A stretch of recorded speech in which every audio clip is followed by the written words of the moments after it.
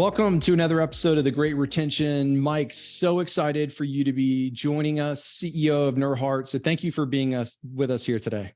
Yeah, thanks for having me.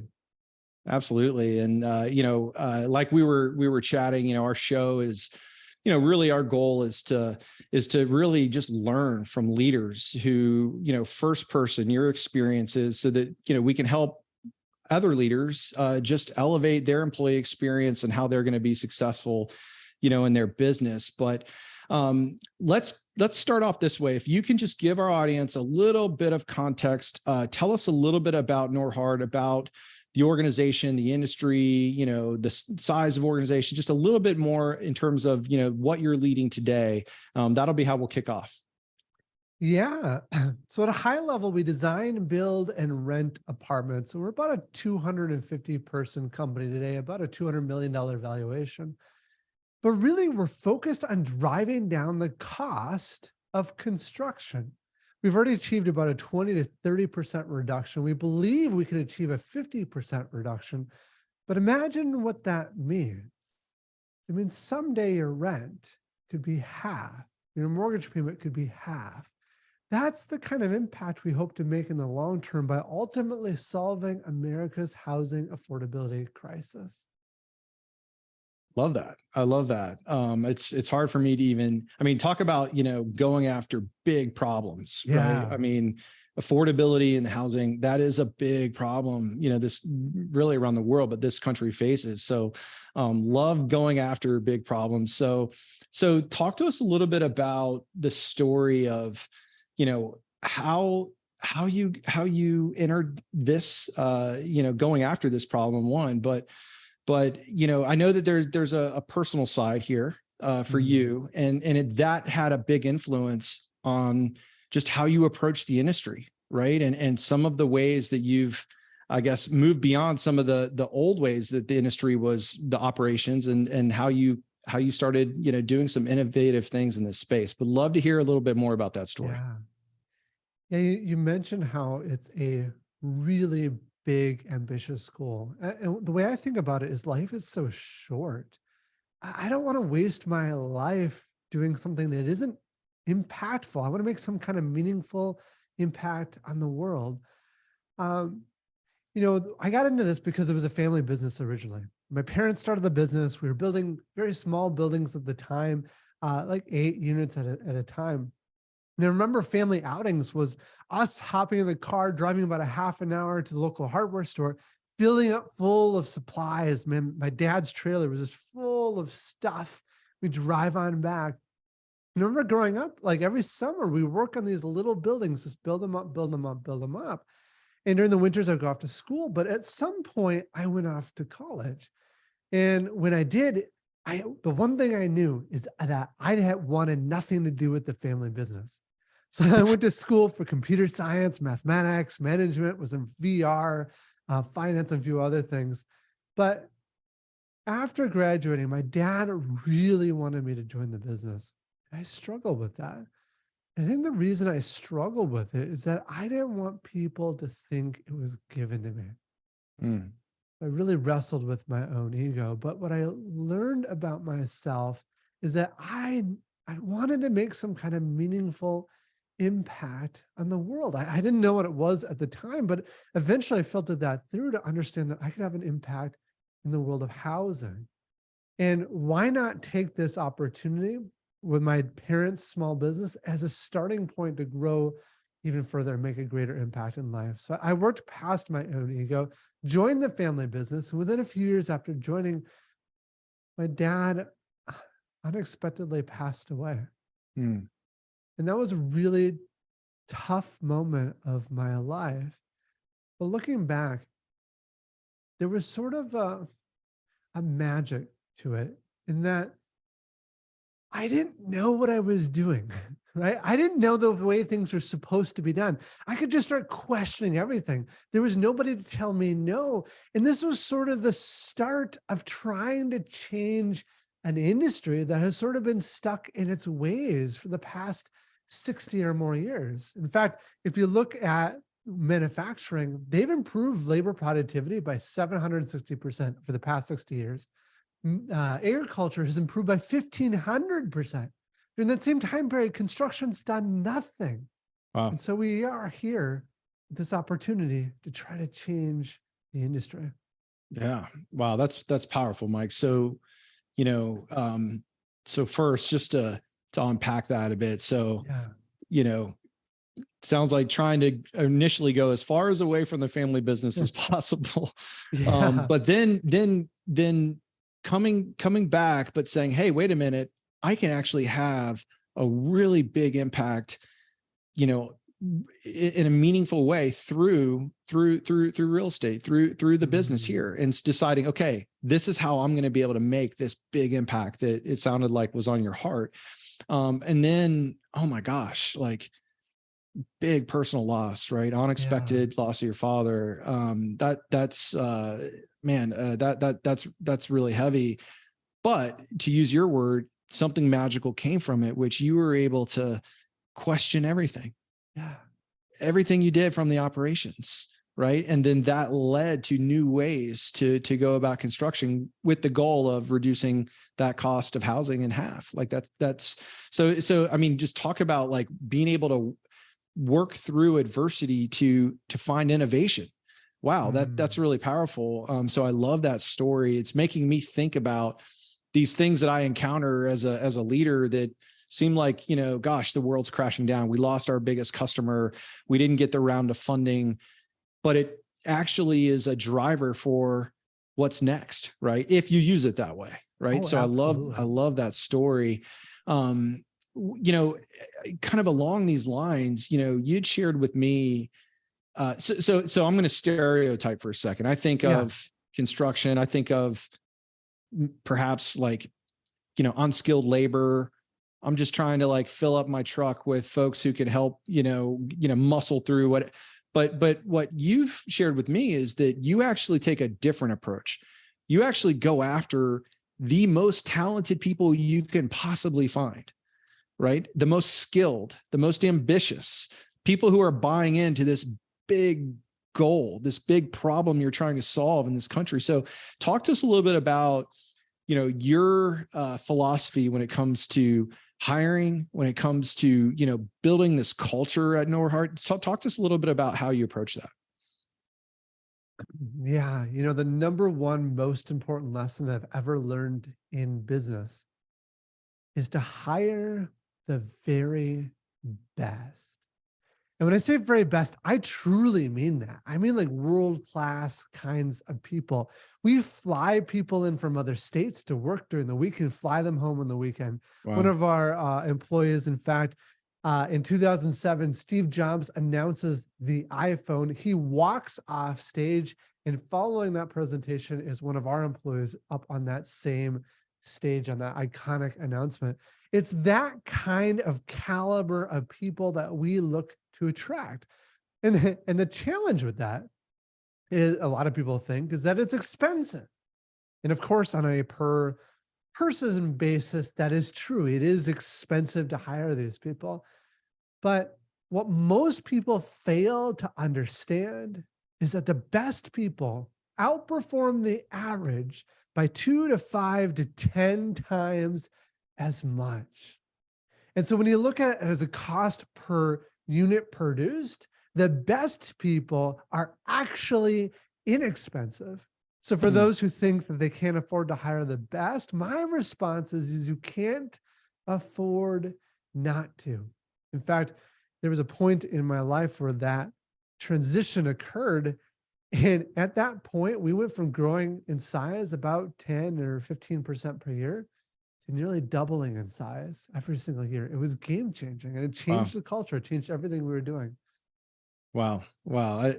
I mean, that talk about flipping, everything on its head. Hey, I'm thinking I'm tightening budgets. I can't afford, that very talented person, but you're saying, no, you can't afford not to hire that talented person. That's powerful, right? When you look at the per unit cost, because they're able to produce that much more. So challenging the status quo in terms of thinking about hiring in general. So thank you for sharing this, Mike. So So talk to us a little bit about your hiring process. Like, how do you know that you are finding that exceptional, talented person, that's going to be the right fit? Talk to us a little bit about what that looks like. Yeah, it's incredibly challenging, and we don't even always get it right. The first thing we noticed is that in our industry, and I'm sure many other industries right now, construction is very hard to hire anyone, let alone the best people. And so we were faced with the same problem everyone else is, and we took a bit of a different approach. We were about a 100-person company at the time we did this. We ended up hiring 14 recruiters on staff. Wow. 14. And that made it much easier to find the right people, because what we found is that the best people don't apply on job boards, right? They're just not looking for work. They don't need work because they're already working somewhere. Yeah. And so we ended up hiring this large group of recruiters who then map out the entire market, get a sense of who the best players are, where they're working, and work to build relationships with them over time, so that when we do have a position we need to fill, we know who we can pull, who's best in that marketplace. So that's one of the key things first. That's one of my favorite strategies, at least. But even with that, for most of the positions we hire for, not all, but most, we only hire on a trial period basis. It's a little bit different.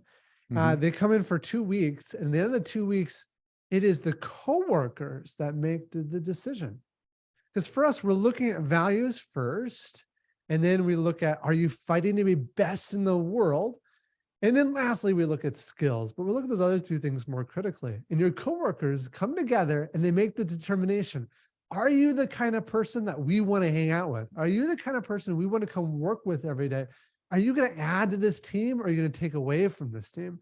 And that one stopping block has been really helpful for us to weed a lot of bad people out. I mean, we're very extensive in the earlier stages, but even more so after the fact. And then even with all that in place, still not perfect. And I've seen what amazing teams look like. So I'm a little relentless on this. And that is that we stole this from Netflix, but it's called the Keeper Test. The basic idea is we want all of our managers asking, if a particular employee were to quit, how hard would we fight to keep them? If the answer is we'd fight tooth and nail to keep that person, then awesome, they're the right person. If it's anything short of that, if it just a little bit of hemming and hawing, they're not the right person. Most companies look at it and say, hey, we know we don't want the bad people. Most companies know that they want the best people. But what we're different than most companies is we don't want to take on the average. There's many great places for them to work, and we're 100% supportive of that.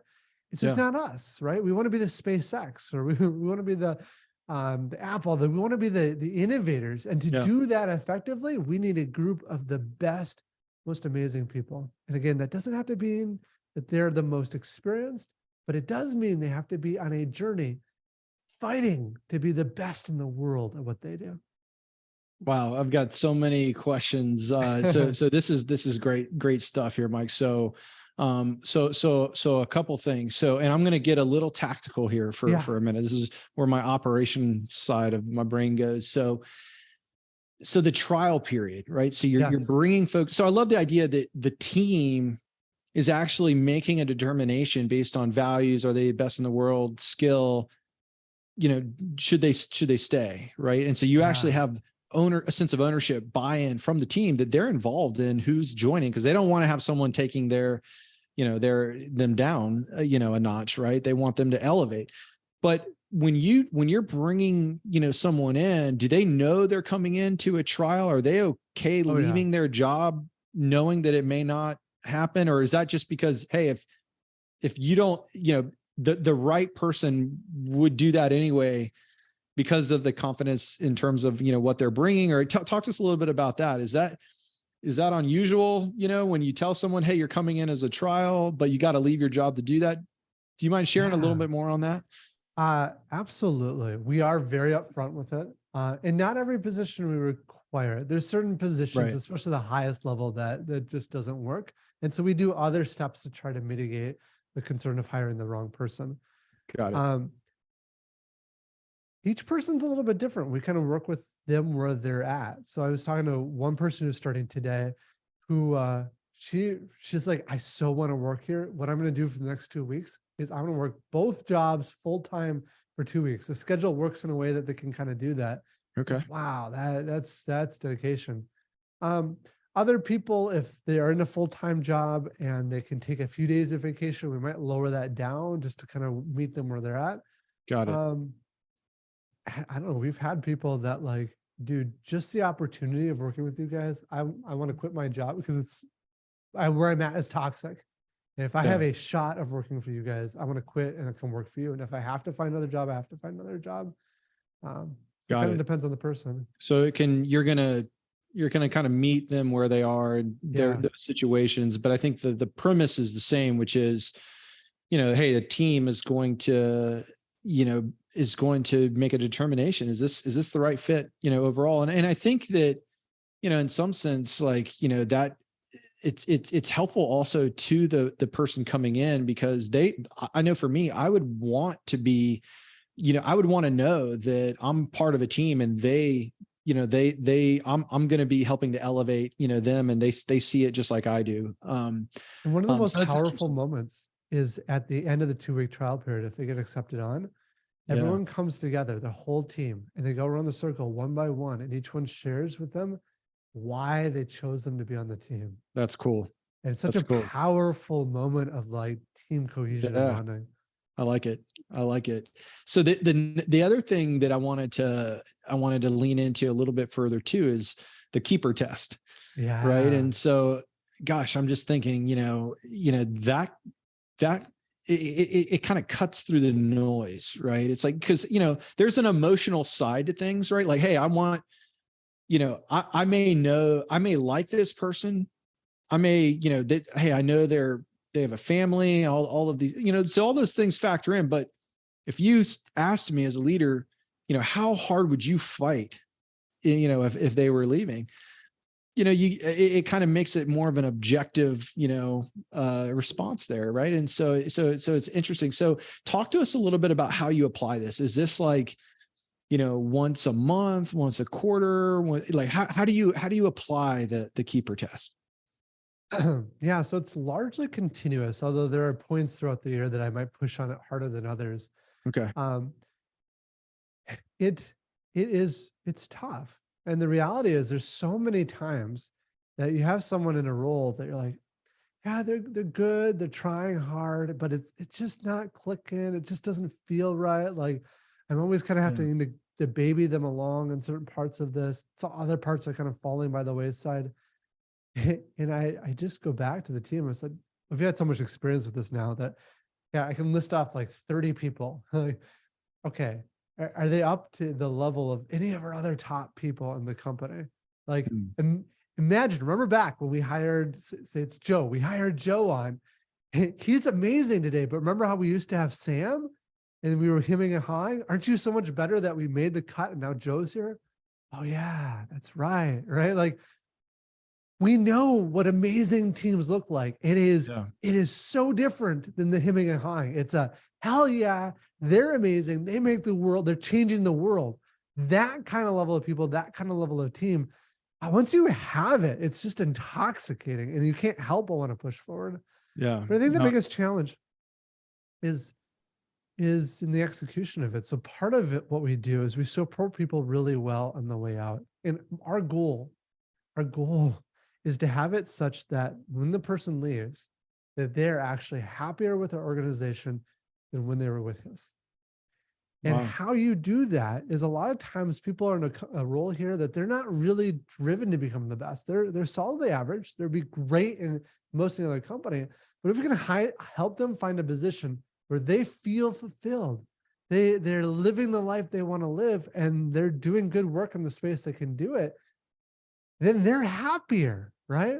So we often will give a pretty generous severance. We'll help them find a job. And in some cases, we'll actually give them months of notice that they'll be let go to give them some time to find that opportunity. So they don't have to use their severance. They get the severance as a bonus on top of it all.